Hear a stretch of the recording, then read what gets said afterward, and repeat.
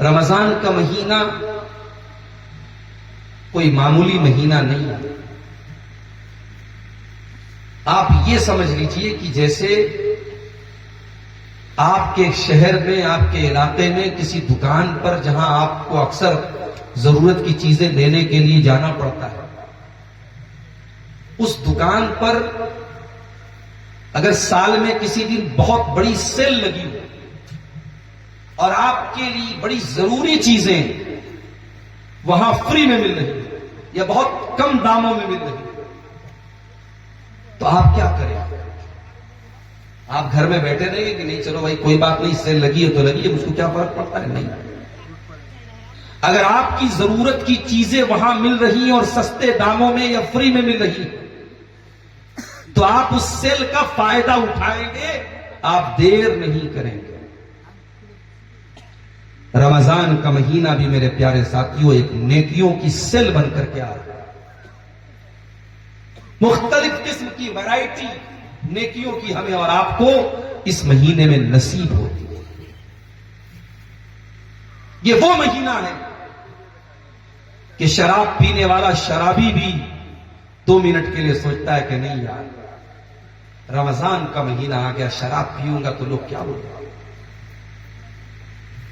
गुनहगार से गुनहगार मुसलमान भी रोजा रखता है, रोजा नहीं रखेगा, बीवी अलग ताना मारेगी, मां अलग बोलेगी, बाप अलग बोलेगा, भाई अलग बोलेगा।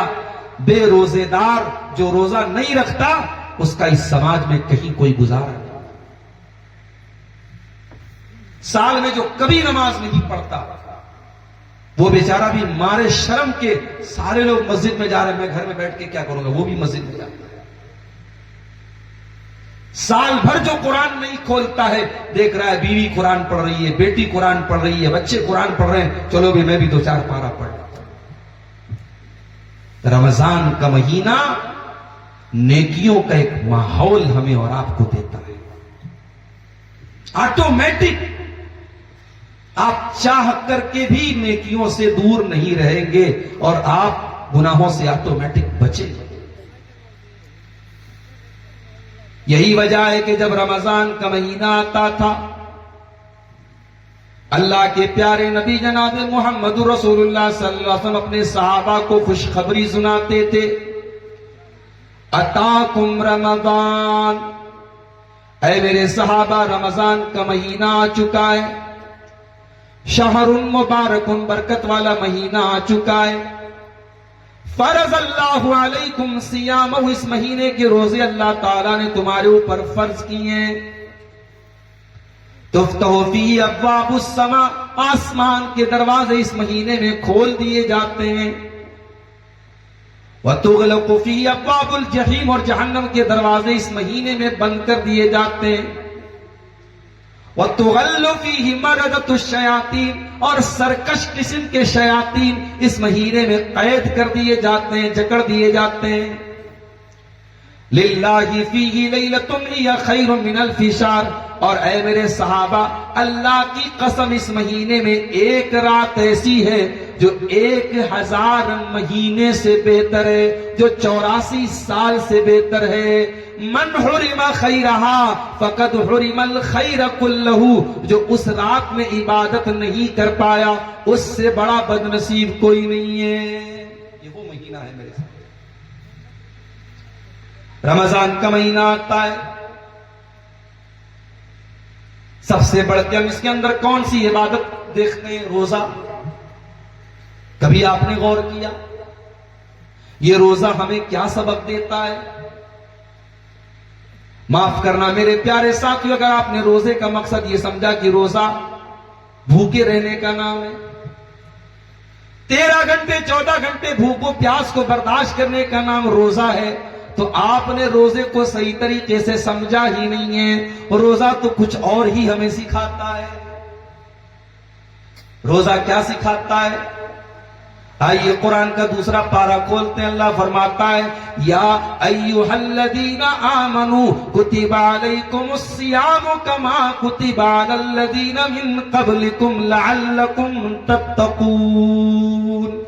ऐ ईमान वालो, ये रोजा जो तुम्हारे ऊपर फर्ज किया गया है, ये तुमसे पहले की उम्मतों पर भी फर्ज किया गया था, लअल्लकुम तत्तकून। और इस रोजे का मकसद ये है कि तुम्हारे दिलों के अंदर अल्लाह का डर पैदा हो जाए, अल्लाह का खौफ पैदा हो जाए।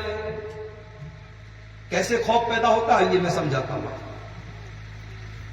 रमजान का महीना आया, सुबह 4 बजे आप उठे, बीवी ने गरम गरम रोटी आपको दे दी, खाना दे दिया, आपने खाना खा लिया, सहरी खा लिया आपने।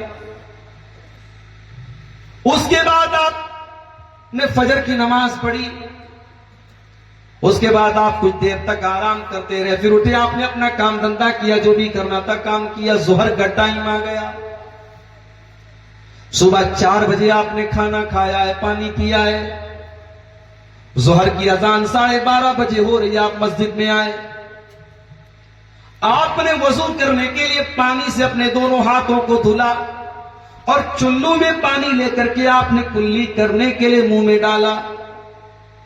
आपका हलक बिल्कुल सूखा हुआ है, गर्मी का मौसम भी है, और सुबह 4 बजे से लेकर के 8.5 घंटे तक आपने पानी नहीं पिया है।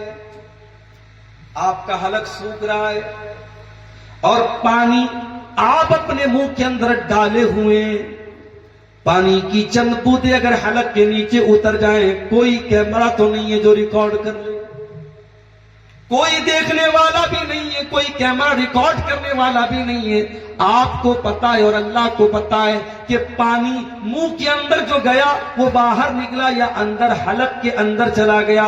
ये इतना नाजुक मामला है जो सिर्फ आपको पता है या अल्लाह को पता है, तीसरा कोई नहीं जानता। पानी आपके मुंह में गया, आप प्यासे, हलक सूखा हुआ है, फिर भी आपने पानी को हलक के अंदर न जाने दिया, कुल्ली करने के लिए पानी मुंह में डाला और बाहर निकाल दिया। इसी का नाम तकवा है, इसी का नाम अल्लाह का डर है कि इतने करीब से पानी मुंह के अंदर गया लेकिन बाहर चला गया, हलक के नीचे नहीं गया। ये तकवा है, ये अल्लाह का डर है जो गर्मी के बावजूद और प्यास के बावजूद आपको पानी नहीं पीने देता है।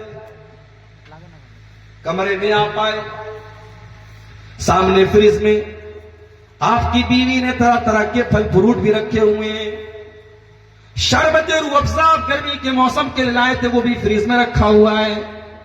आम का मौसम है, आम भी फ्रिज के अंदर रखा हुआ है, अनार का मौसम है, अनार भी रखा हुआ है।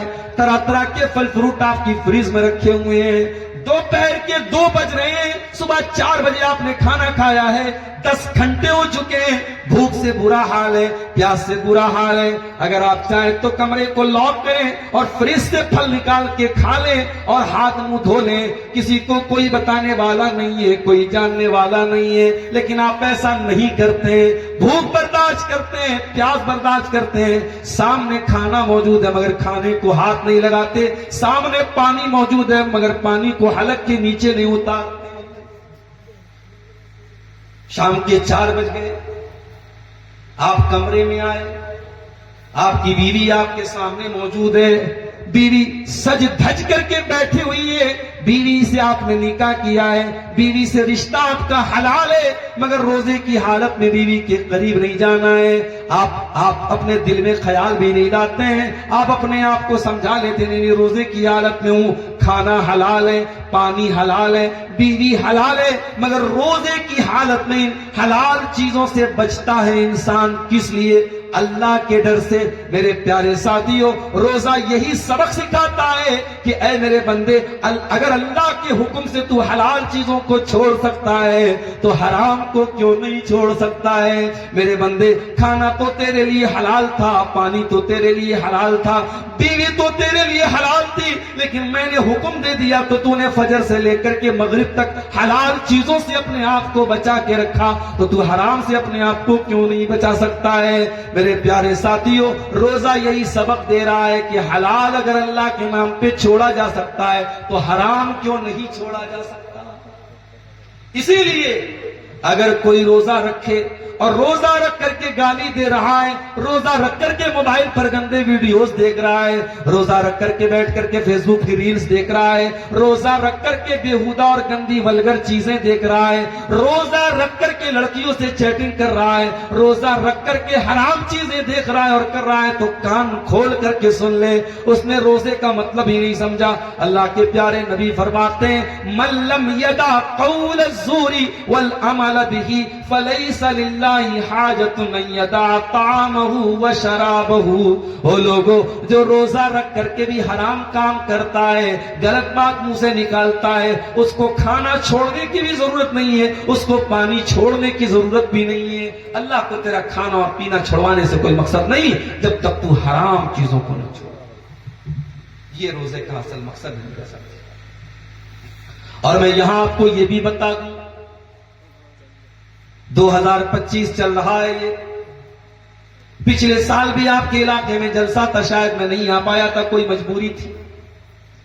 पिछले साल आपने रमजान का रोजा रखा था, इस साल फिर अल्लाह ताला हमको एक और मौका दे रहा है, हमको ये मौका मिल रहा है। हम में से बहुत सारे लोगों को ये मौका दोबारा नहीं मिल रहा है। आप जाइए अपने मोहल्ले में, याद कर लीजिए कितने लोग ऐसे थे जो 2024 के रमजान में हमारे बीच में थे, लेकिन 2025 में नहीं है, वो इंतकाल हो चुका है। कोई एक्सीडेंट में मर गया, कोई बीमारी में मर गया, कोई बूढ़ा होकर के 80-90 साल का होकर के मर गया। मौत ने हमको उनसे दूर कर दिया।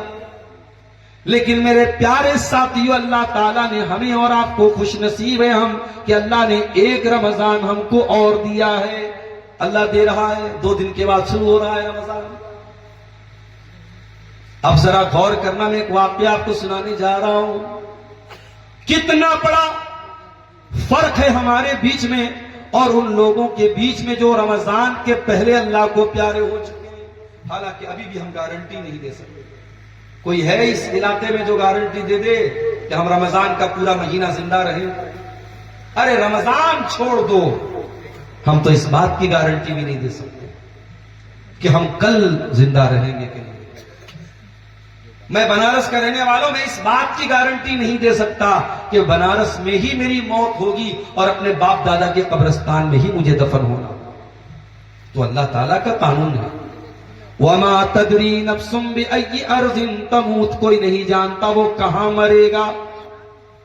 अल्लामा एहसान इलाही ज़हीर पाकिस्तान के रहने वाले थे, लाहौर में तकरीर कर रहे थे। बम धमाका होता है, बीमारी, बम धमाका होता है, जख्मी होते हैं। सऊदी अरब की हुकूमत उनको हवाई जहाज से सऊदी बुलाती है, रियाज के हॉस्पिटल में एडमिट होते हैं, रियाज के हॉस्पिटल में दम तोड़ते हैं, इंतकाल होता है। मदीना के अंदर जनाजे की नमाज पढ़ी जाती है और बकी के कब्रिस्तान में दफनाया जाता है। रहने वाले पाकिस्तान के, बम धमाका लाहौर में होता है, इंतकाल रियाज में होता है और जनाजा मदीना में पढ़ा जाता है और मदीना के अंदर बकी के कब्रिस्तान में दफन होते हैं। कोई नहीं जानता वो कहां और कब मरेगा। अगर हमें अल्लाह ताला एक रमजान और दे रहा है तो मेरे भाइयों, हम और आप खुशनसीब हैं।